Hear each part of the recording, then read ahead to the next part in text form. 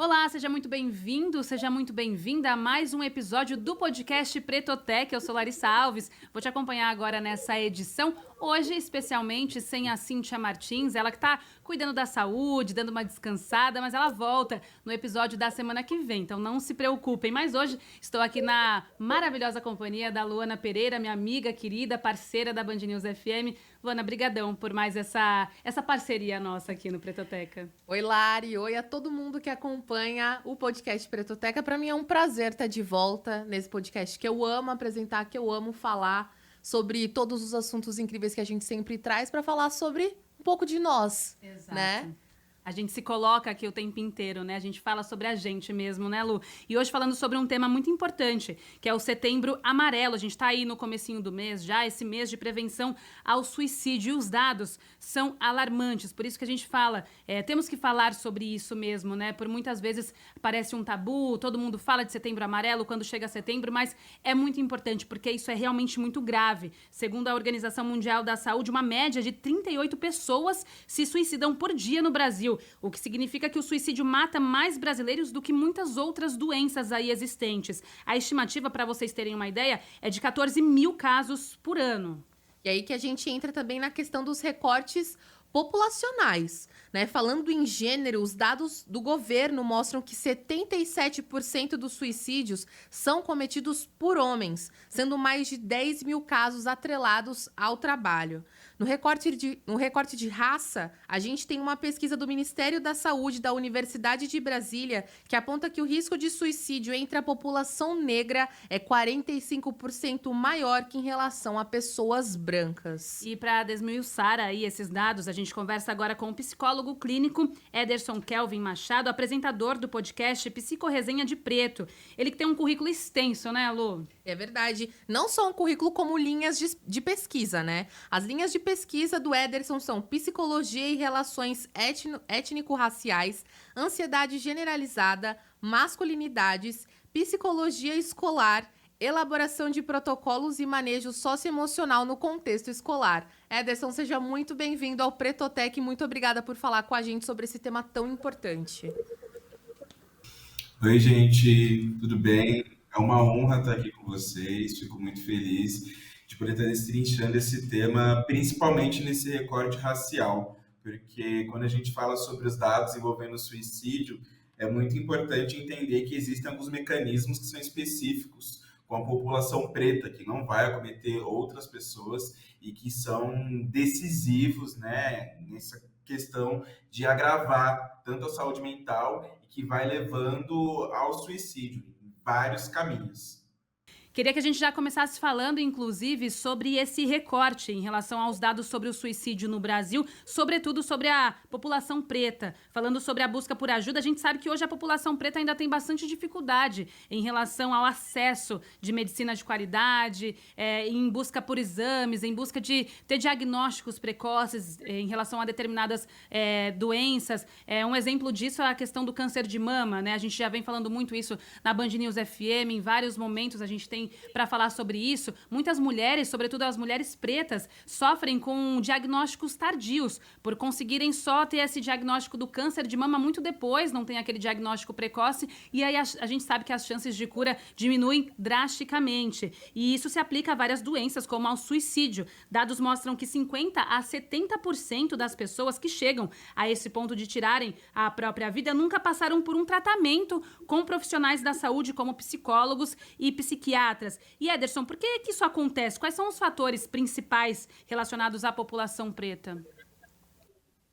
Um ponto decisivo nessas questões são os estereótipos que a sociedade vai colocar. Então, quando a gente pega esse recorte, por exemplo, falando sobre a mulher negra e o câncer de mama, a gente entra no tópico da solidão da mulher negra. Então, quando a gente fala sobre a solidão da mulher negra, não é só no ponto romântico afetivo. As mulheres negras, geralmente, elas vão chefiar as famílias, elas serão aquelas pessoas que estarão cuidando de muitas pessoas, menos de si. Porque tem a questão de outro estereótipo, de ser o mais forte, de ser o resistente, né? Resistente. Então, tudo isso leva essa mulher a não se cuidar, e quando ela consegue se cuidar, é geralmente muito tarde.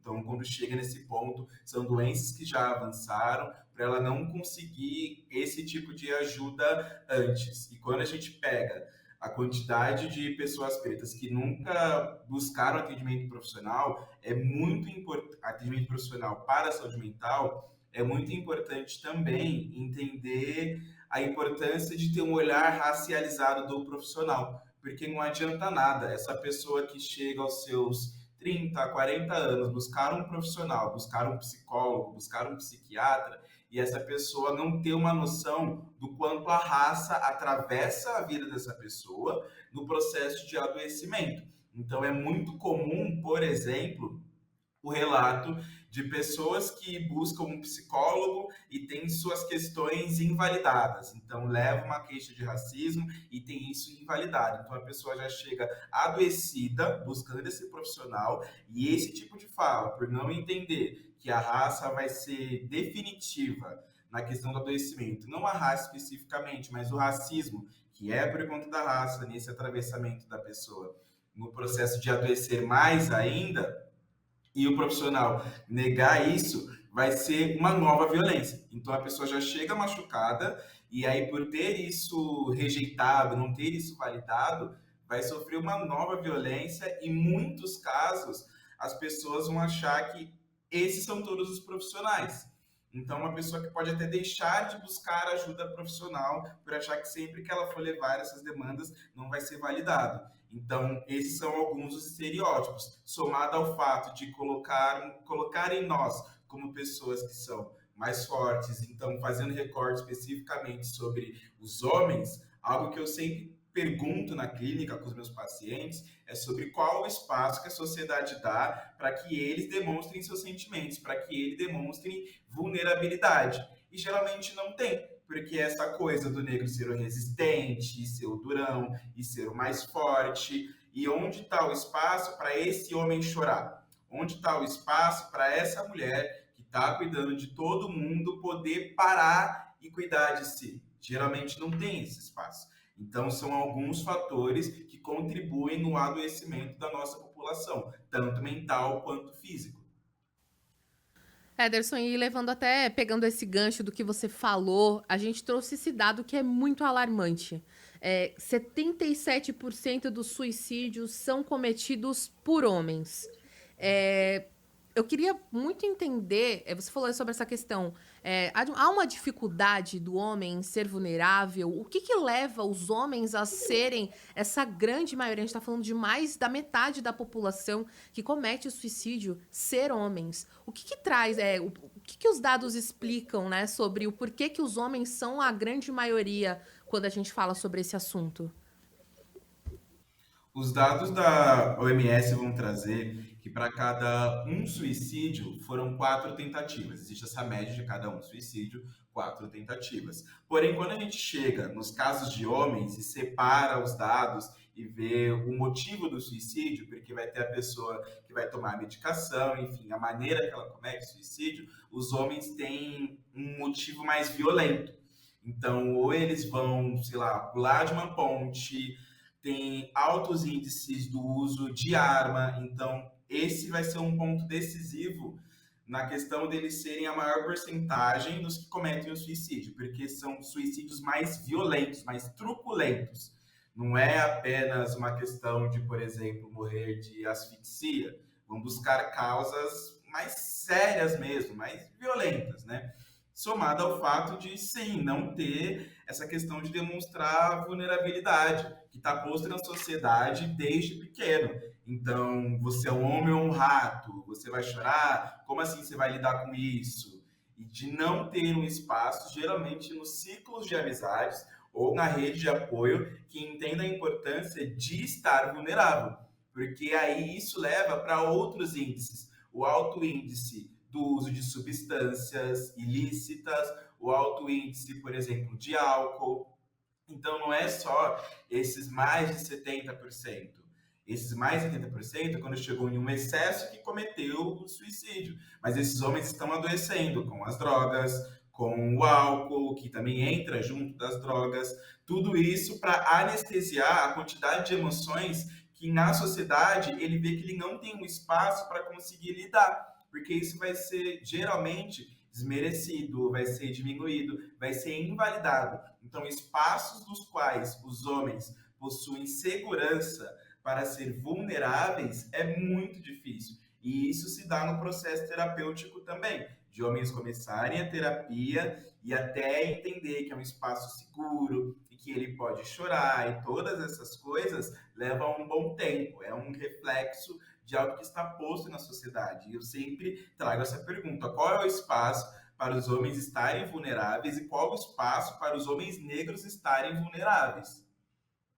Isso me fez lembrar de um episódio que a gente teve aqui no Pretoteca no Dia dos Pais. A gente fez uma entrevista muito bonita. A Cíntia Martins, ela estava aqui, ela fez uma entrevista muito bonita com o pai. Eu não vou me lembrar agora exatamente quem era, enfim, qual era o cargo, sobre o que ele faz na vida.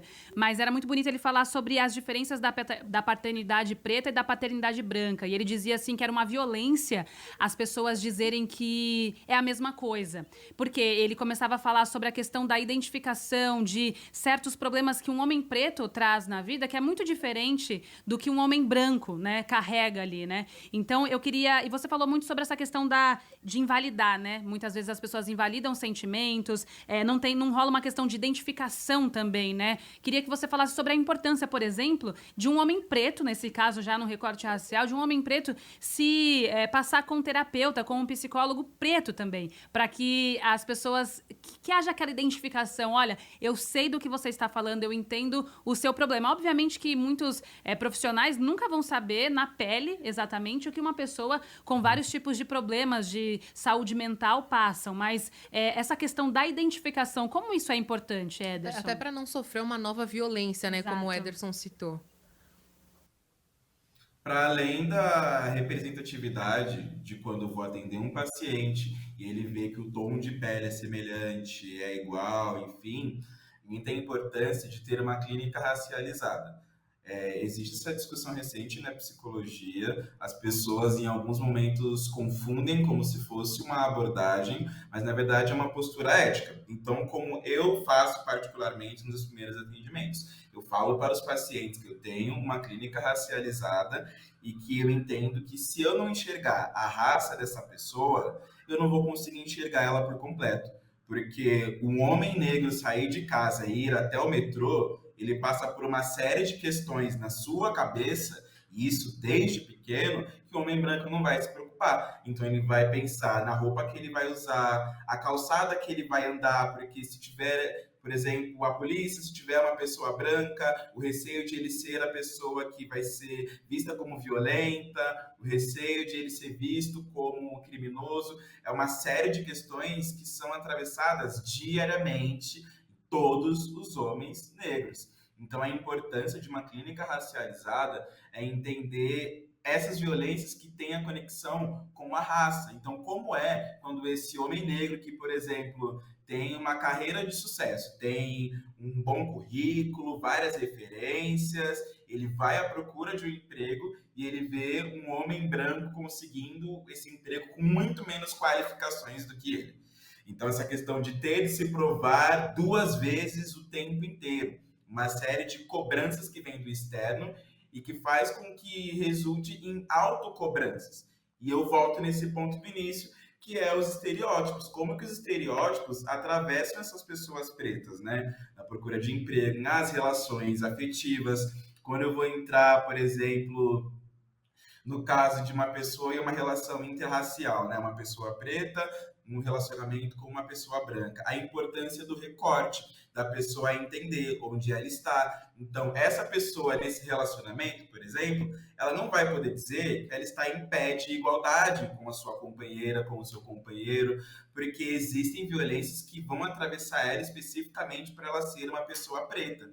E se essa pessoa leva essa demanda para um psicólogo que não vê que a raça atravessa tudo nessa pessoa desde pequeno, essa pessoa vai seguir adoecendo por não ter essa dor validada e por ter um profissional que não vai estar enxergando isso. Então, para além de ser um profissional preto, é a importância de entender os impactos que o racismo causa na nossa psique. Algo que eu pesquiso desde literalmente da minha formação. Foi o meu tema de TCC. Então, entender como isso atravessa a gente. para além de ser apenas um psicólogo preto. Porque eu posso ter a representatividade, e aí eu entro num tópico que eu chamo de, entre aspas, representatividade vazia. Então, pode ser o caso da pessoa procurar um profissional preto e esse profissional preto não ter pesquisas, não ter um estudo sobre como a raça atravessa essa pessoa.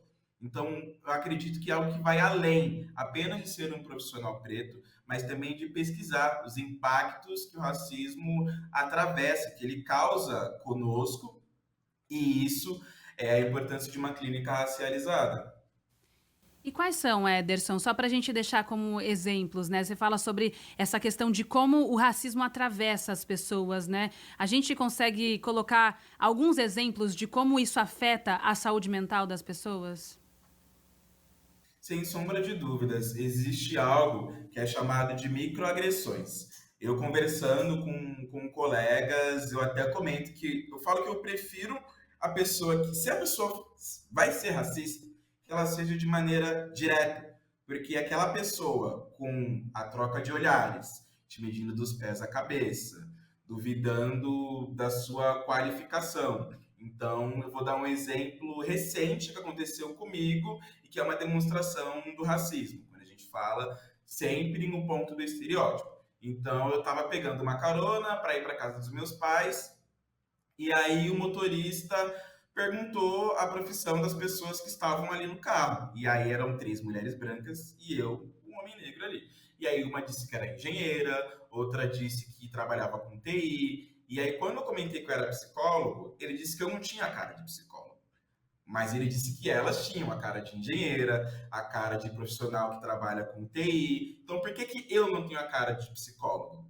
Qual que é a informação que isso tem? Qual que é a base para ele trazer isso? Então, isso é um gesto muito sutil de como o racismo vai atravessar a gente. De vários profissionais negros que trabalham em empresas grandes. Então, se ele trabalha em um cargo de liderança, da pessoa chegar para uma reunião perguntando para ele quando que o gestor vai chegar e que vai ter uma reunião com o gestor. E dele falar, olha, eu sou o gestor. Então, isso é uma violência muito direta. Isso é o racismo atravessando a gente no dia a dia. Um outro exemplo que uma amiga, foi uns anos atrás, que aconteceu comigo, ela é fotógrafa e aí ela tem a ideia de fazer ensaios fotográficos em lugares abertos. E ela viu um vídeo no TikTok de uma pessoa branca fazendo um ensaio no mercado. Essa pessoa chegava, ela tirava foto nos corredores e depois ia embora.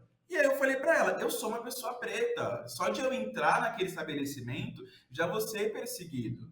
Então, isso acontece comigo em uma série de estabelecimentos que eu vou adentrar. Então, só de cogitar a hipótese de eu entrar e eu não vou consumir nada ali e já sair, eu serei duplamente visto como suspeito.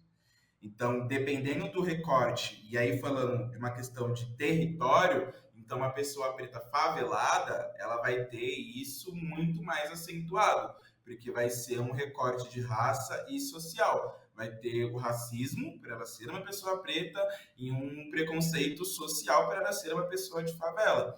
Então, é ser invalidado constantemente. Existe uma preocupação da roupa que você vai usar, o horário que você vai estar na rua. O próprio Emicida, ele fala sobre as preocupações que uma mãe preta vai ter. Isso casa um pouco com o que o convidado trouxe sobre a diferença de uma criação de uma paternidade preta. Então é entender que, olha, quando você sair, o Emicida trouxe em uma entrevista, quando você sai, você leva o documento, que era o que a mãe dele dizia. E era o que meu pai também dizia e me diz até hoje, de eu estar com a melhor roupa e de sempre estar com o documento. É o tipo de preocupação que uma pessoa branca não vai ter. Só que isso vai adoecendo porque isso faz com que a pessoa preta esteja em constante estado de alerta, em vários ambientes que ela vai andar. E esse constante estado de alerta gera estresse, gera, né, o corpo vai produzir o hormônio do cortisol, que é o hormônio do estresse, então essa pessoa vai adoecendo aos poucos. Quando a gente entra em um recorte de corporações, isso vai aumentar mais ainda, porque é ela ter uma ideia e essa ideia não é credibilizada. e uma pessoa branca ter exatamente a mesma ideia e ser credibilizado. É um outro exemplo de como o racismo atravessa. E aí essa pessoa vai passar por isso várias e várias e várias vezes. E isso vai fazendo ela adoecer, isso pode gerar depressão, isso pode gerar ansiedade, uma série de doenças que quando a gente vê a longo prazo, no seu ponto extremo, vai galgando para o caminho do suicídio. Com certeza. Você falou aí do relacionamento interracial, e aí isso eu até comentei com a Lari, que essa é a minha vida, né? Minha namorada é uma mulher branca, e em diversas vezes a gente vai em lugares. Eu lembro que recentemente a gente foi assistir um filme no cinema, e a gente foi num cinema que tinha esse filme legendado, e é um shopping muito grande aqui em São Paulo, um shopping que eu nunca entraria sozinha, porque eu tenho certeza que eu seria seguida nesse shopping. E aí, antes da gente ir assistir o filme, ela quis ir comprar coisas, né, em loja de conveniência. E eu falei pra ela, eu não vou entrar na loja. Eu tô num shopping que não é um shopping que foi feito para que eu esteja dentro dele. Se eu entrar nessa loja, eu vou ser seguida. Então, é melhor você ir lá e comprar. Isso é uma violência que a gente acaba se acostumando, né? Não, eu vou. Esse é um medo que a gente tem, que a gente acaba carregando. E eu tenho certeza que ela sozinha entrando na loja, ela não seria seguida de uma forma que eu seria. Por ela ser loira, por ela ser branca, e eu ser uma mulher preta, eu tenho certeza que isso não aconteceria. Então, até trazendo para esse lado das relações interraciais. A gente não debate muito sobre a solidão da pessoa preta, né? Não com outras pessoas. Dentro do meu ciclo de amizade, a gente ouve muito aquela cantora Cisa. E ela canta muito sobre a solidão da mulher preta. Ela canta muito. Ela se popularizou em 2017 com o álbum Control, que é um álbum que basicamente todas as faixas falam sobre a mulher preta não ser assumida, sobre a mulher preta ser sexualizada. Eu queria que você trouxesse também esse recorte, porque isso também leva essas violências, essa solidão, ela também pode levar a outros caminhos. Sem sombra de dúvidas, quando a gente fala sobre a solidão da mulher preta, isso causa uma série de consequências. Então, essa pessoa que está sempre sendo preterida, ou ela só recebe a mensagem com um viés sexual, ela é vista como um objeto. Isso vai minar diretamente a autoestima dessa pessoa, porque a ideia que ela vai ter é que o problema é ela. Então, por que que comigo acontece isso, mas com aquela ali não? E qual é aquela ali que ela está apontando? É a pessoa branca, como a Cisa conta em quase todas as músicas no Control.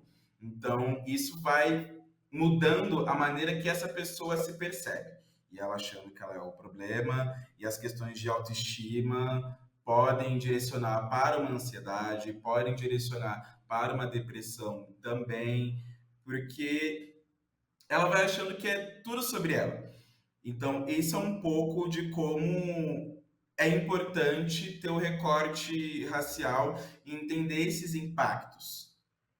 E a gente tem essa importância de trazer esses dados, né? A gente tem dados mundiais sobre a questão do suicídio, mas é importante que a gente traga esses recortes mesmo, porque são muitas diferenças em relação a casos e casos, né? São casos muito diferentes. E falando em suicídio, a gente fala, não tem como falar sobre saúde mental, e a gente tem mais um dado aqui da Organização Mundial da Saúde, que estima que mais de 19 milhões de brasileiros sofrem com ansiedade ou depressão, um dado também muito alarmante, mas que as pessoas estão buscando mais ajuda, né?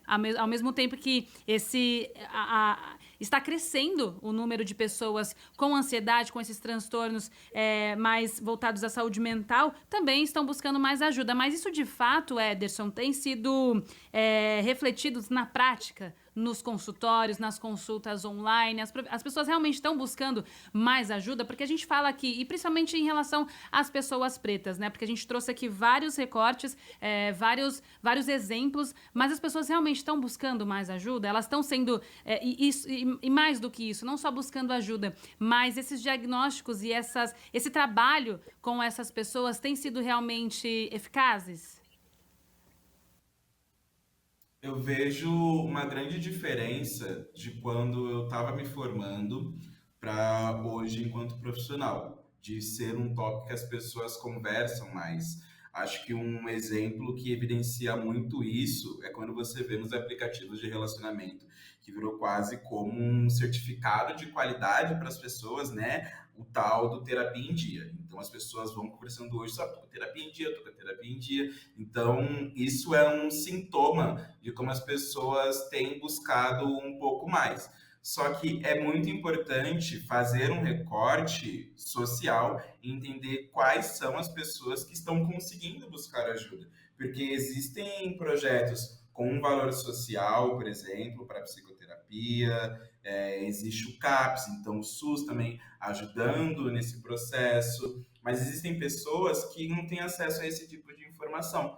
E essas pessoas também estão adoecendo. Então, como que faz para chegar a informação nesses lugares? Eu vejo, sim, uma crescente na busca por ajuda, mas, ao mesmo tempo, existe também uma tentativa de soluções rápidas. Então, o que eu quero dizer com uma tentativa de soluções rápidas? Para além de ser o país mais ansioso do mundo e o país com mais depressão no mundo, o Brasil é o país que mais consome remédios tarja preta do mundo também. Então, por exemplo, a gente pega um Rivotril, é o país que mais consome. Então, são pessoas que estão se anestesiando, são pessoas que buscam essas medicações, muitas vezes sem receita, voltando naquilo que eu comentei um pouco mais cedo, sobre as pessoas tentarem anestesiar as suas dores. Então, ao mesmo tempo em que tem, sim, uma demanda maior de pessoas procurando por psicoterapia, eu vejo que a informação tem circulado muito mais na internet, mas, ao mesmo tempo, encarar o processo é algo um pouco difícil, porque é entender que a pessoa está em um estado de grande ansiedade, de grande dor, e que para estabilizar isso vai levar um certo tempo, né? Não vai ser uma sessão de terapia que vai resolver tudo isso. Então, vejo essa crescente, mas ao mesmo tempo um desejo das pessoas por um processo um pouco mais rápido e elas entenderem que leva um certo tempo. É importante a gente até fortalecer de que, historicamente, os negros vivem uma situação de marginalização que dificulta muito essa inserção. Então, até buscando para isso, né, é uma dificuldade para entrar no ambiente acadêmico. Enfim, eu queria trazer até para essa pergunta, eu queria que você explicasse se existem políticas públicas para a prevenção do suicídio entre os jovens pretos. Especificamente para a população preta, até onde eu sei, não existe uma política pública direcionada de maneira específica. Então, a gente tem o CAPS, né, que é o Centro de Atenção Psicossocial, a gente vai ter o CVV, que também vai ajudar na prevenção do suicídio, mas algo voltado especificamente para a população preta, não. Eu conheço muitos projetos, na verdade, muitos projetos sociais que vão ter esse foco, projetos de amigos ou projetos que eu acompanho na internet. Eu vejo muito mais um movimento de ONGs e de projetos sociais do que algo vindo de cima, né? Algo vindo estruturado pelo governo, pelas prefeituras, enfim. É algo de a gente fortalecendo a gente, né? O Ederson citou agora o CVV, que é o Centro de Valorização da Vida. O CVV, ele atende 24 horas por dia, voluntariamente, de graça, sob sigilo, todas as pessoas que querem e precisam conversar. Basta ligar no número 188, que é o número do Centro de Valorização da Vida. Então, deixando também aqui esse alerta, se você precisa de ajuda, se você precisa conversar, ligue 188, Centro de Valorização da Vida. Essa conversa é sigilosa, você vai poder conversar, é de graça. É muito importante a gente deixar em aberto que há um canal para que a gente possa... que a gente tenha esse acesso fácil e que é para todas as pessoas. Então, 188, gente. É isso, conversamos aqui no Pretoteca com o psicólogo clínico Ederson Kelvin Machado. Obrigada, viu, Ederson, por essa disponibilidade de conversar com a gente. Esse assunto que realmente é muito sério, muito necessário, muito grave. A gente precisa realmente tratar sobre isso, não só no mês de setembro, né, onde é essa lembrança, né, da questão da prevenção e combate ao suicídio, mas que a gente venha tratando sobre esse assunto com mais frequência, né, não só no Setembro Amarelo. Muito obrigada, viu, Ederson, por falar aqui com a gente no Pretoteca. Imagina, eu que agradeço, é uma honra estar participando. Acho que, concluindo, o principal é que as pessoas peçam ajuda. Não é algo, assim, impossível de ser feito. Entendo que em muitos contextos é muito difícil, só que é muito importante e é algo que só ela pode fazer por ela. Às vezes ela vai dar algum sinal de que ela está pedindo ajuda, só que não tem nada melhor e mais direto do que dizer, de pedir ajuda, entender aquele amigo próximo e falar, olha, tá muito difícil, tenho pensado X e Y, ou se tiver uma família que apoia, conversar isso com a família. Então, acho que algo que mais deve ser dito nesse mês, não apenas em setembro, mas durante todos os meses, é de conseguir pedir mais ajuda e se permitir ser mais vulnerável. E que a saúde mental deixe de ser um tabu, né? Que a gente passe a falar abertamente com as pessoas que são ali, pessoas de acolhimento, sobre a nossa saúde mental. É muito importante a gente verbalizar esse tipo de coisa para que a gente possa ter essa ajuda também. Exatamente. Obrigada mais uma vez, Ederson. Obrigada, Lu, também por mais essa parceria aqui no Pretoteca. Continue acompanhando a gente. Cíntia Martins, que volta na semana que vem aí saudável, já descansada, com toda a força. Volta com tudo. Volta com tudo. Para mais um episódio do Pretoteca. Muito obrigada pela sua companhia. E acompanha a gente, viu, no nosso canal do YouTube. A gente tem lá todos os episódios que você pode seguir lá, acompanhar, já ver episódios passados, rever, né? Porque tem muita gente bacana que a gente já conversou. Você consegue lá ver tudo de novo. Então aqui, ó, a conversa você consegue ver com vídeo, mas também tem lá no Spotify. É só você buscar por Pretoteca que você encontra lá. Quiser só ouvir, tá de caminho, tá no carro, tá em algum lugar, você quer só ouvir o áudio, consegue lá no Spotify também e nos demais agregadores de podcast. Muito obrigada mais uma vez, Lu, e vamos nessa, mais um Pretoteca. Amei participar. Muito obrigada por convidar novamente. E as portas sempre abertas. Eu tô chegando com tudo para falar sobre o que precisar. É isso, brigadão.